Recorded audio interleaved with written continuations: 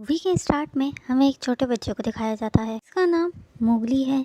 कुछ वोल्स के साथ वहाँ भाग रहा था कि वहाँ पर एक ब्लैक पैंथर आ जाता है। नाम बगीरा था। बगीरा जो कि एक ब्लैक पैंथर था, फिर भी वो वोल्स के साथ रहा करता था और मोगली को भी उसने वोल्स के तरीके सिखा दिए थे। तभी हम देखते हैं कि मौसम गर्मियों का आता है। हर तरफ पानी की कमी हो जाती है। जंगल में जितने भी जानवर होते हैं वो सब मिलकर ये डिसाइड करते हैं कि सब जानवर मिलकर नदी के किनारे जो पानी बचा हुआ है उसको जाकर पिएंगे। वहाँ पर मोगली भी आता है। का जो लीडर था उसने मोगली को दोनों के तौर तरीके अपनाने से मना किया था और मोगली को उसने ये कहा था कि इंसानों की तरह नहीं, भेड़ियों की तरह रहना होगा। तभी हम देखते हैं सभी जानवर मिलकर पानी पी रहे थे। जानवर मोगली को हैरानी से देख रहे थे क्योंकि उन्होंने कभी ऐसा जानवर देखा नहीं था। तभी वहाँ पर चारों तरफ सन्नाटा हो जाता है और हम वहाँ पर एक टाइगर को देखते हैं जिसका नाम शेर खान था। शेर खान को वहाँ पर इंसान की स्मेल आती है। वो ये कहता है कि हमारे दरमियान कोई इंसान मौजूद है। अब शेर खान मोगली को देख लेता है और वो ये कहता है कि इसको मेरे हवाले कर दो। तभी वहाँ पर वॉल्फ का लीडर आ जाता है और वो ये कहता है कि ये हमारे झुंड में से है और हम इसे तुम्हें नहीं देंगे।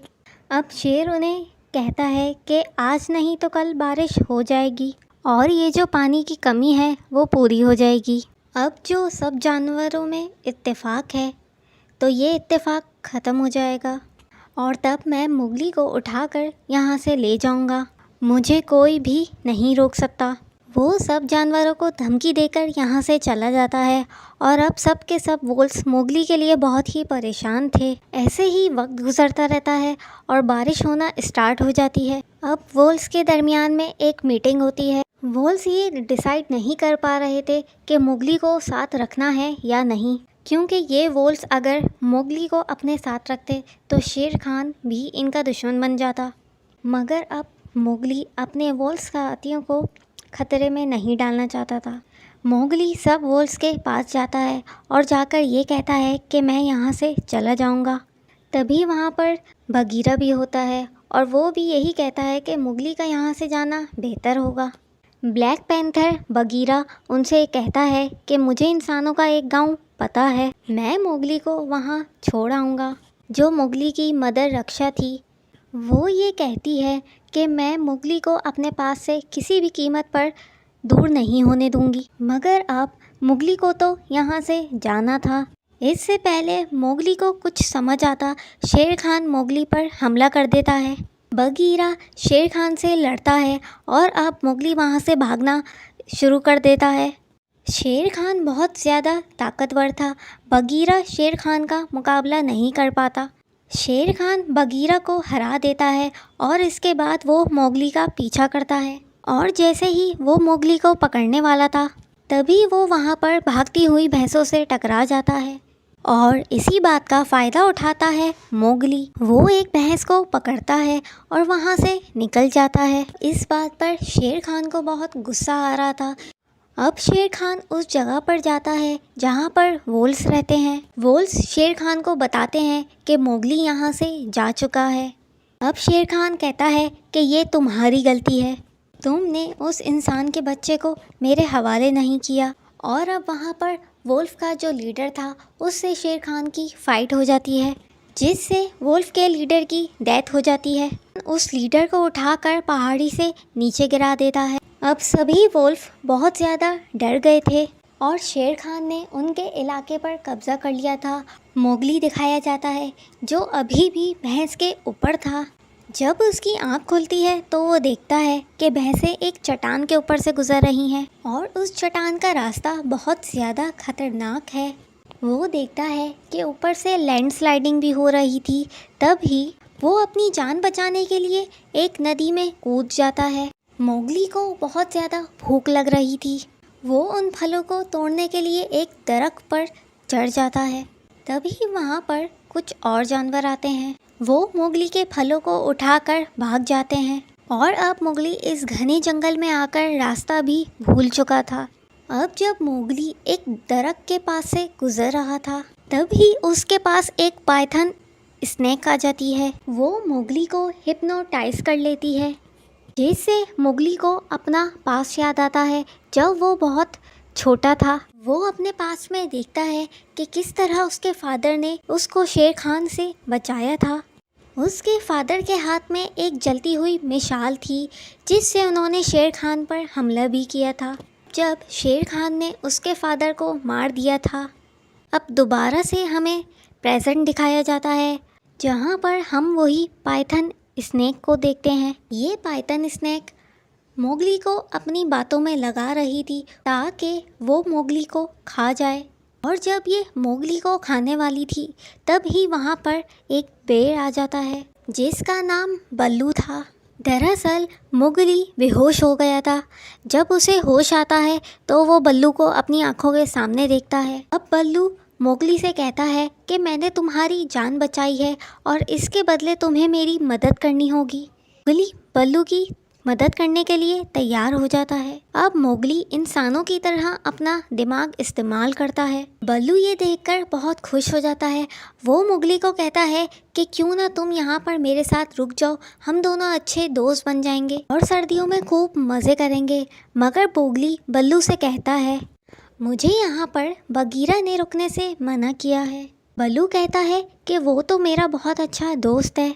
बल्लू मोगली को उस जगह पर ले गया था जहाँ से इंसानों की बस्ती नज़र आ रही थी, पर अब बल्लू तो मोगली को कन्विंस कर चुका था। बल्लू और मोगली मस्ती कर रहे थे। यहाँ पर बगीरा आ जाता है। मोगली जैसे ही बगीरा को देखता है वो उसके गले लग जाता है। वो मोगली को यहाँ पर देखकर काफ़ी ज़्यादा हैरान हो जाता है। अब जब रात को सभी सो रहे थे तब मोगली की आँख खुलती है। वो देखता है कि एक हाथी का बच्चा गड्ढे में फंसा हुआ था। वो वहाँ पर एक रस्सी लाता है और उन हाथियों की मदद करता है। अब वहाँ पर बगीरा और बल्लू भी थे।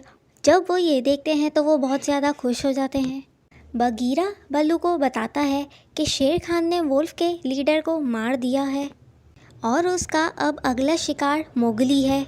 बल्लू जब ये सुनता है कि शेर खान मोगली के पीछे है तो अब वो मोगली के पास जाता है और कहता है कि तुम मेरे दोस्त नहीं हो, मैंने तो शहद जमा करने के लिए तुमसे दोस्ती की थी। बल्लू ये बात इसलिए बोलता है क्योंकि वो ये जानता था कि वो शेर खान से मोगली को नहीं बचा सकता। मोगली एक दरख्त पर जाके बैठ जाता है। तभी वहाँ पर बहुत सारे बंदर आते हैं और वो मोगली को उठाकर अपने साथ ले जाते हैं। वो बंदर मोगली को उठाकर एक चट्टान पर ले जाते हैं जहाँ पर इनका किला था और वहाँ पे इनका बादशाह भी था। बगीरा और बल्लू भी उन बंदरों का पीछा करते हैं। बल्लू उस मोंकी किंग को अपनी बातों में उलझाता है और बगीरा मोगली को इशारा करता है भागने के लिए। अब जब मोगली और बगीरा वहाँ से भागते हैं तभी एक बंदर इनको वहाँ से भागते हुए देख लेता है। बगीरा और बल्लू बाकी बंदरों से मुकाबला कर रहे थे। अब मोगली भागता भागता खंडरों में आ जाता है। अब वहाँ पर मोंकी किंग उसका पीछा करता है, मगर वो मोंकी किंग किले के मलबे के नीचे दब जाता है। अब मोगली सबसे पहले इंसानों की बस्ती में जाता है, जहाँ पर वो जाकर ये देखता है कि आग जल रही है, जिससे सभी जानवर डरते हैं। और अब वो वहाँ से एक मशाल लेता है। उस मशाल की चिंगारियाँ सूखी घास पर गिर जाती हैं, जिससे वहाँ पर आग लग जाती है। वहाँ पर शेर खान भी था। वो मोगली को देखता है और कहता है कि देखो तुमने जंगल का क्या हाल कर दिया है, तुम भी इंसानों की तरह ही हो। जब अब मोगली पीछे देखता है तो वो ये देखता है कि पूरे जंगल को आग लग गई थी। अब जो उसके साथी वुल्फ थे वो भी मोगली से डर रहे थे। मोगली उस मिसाल को पानी में फेंक देता है, कहता है कि देखो मैं इंसान नहीं हूँ, मैं भी एक भेड़िया यानी वुल्फ हूँ। और अब मोगली को शेर खान कहता है कि अब तो तुम्हें मुझसे कोई भी नहीं बचा सकता। जब शेर खान मोगली पर हमला करने के लिए आ रहा था तब ही सब जानवर उसकी मदद के लिए आ जाते हैं। मोगली दरख्त की टहनियों से एक रस्सी बनाता है और उस दरख्त पर चढ़ जाता है। उधर शेर खान ने सभी जानवर को हरा दिया था और वो भी मोगली के पीछे था। मोगली जानबूझकर एक ऐसी टहनी पर चढ़ता है जो कि टूटने वाली थी। शेर खान के वेट की वजह से वो टहनी टूट जाती है और शेर खान जलती हुई आग में गिर जाता है। मोगली ने जो रस्सी बनाई हुई थी वो उससे बच गया था और दूसरी तरफ मोगली के सब ही साथियों को शेर खान ने घायल कर दिया था। वो सब ही मोगली के लिए बहुत परेशान थे।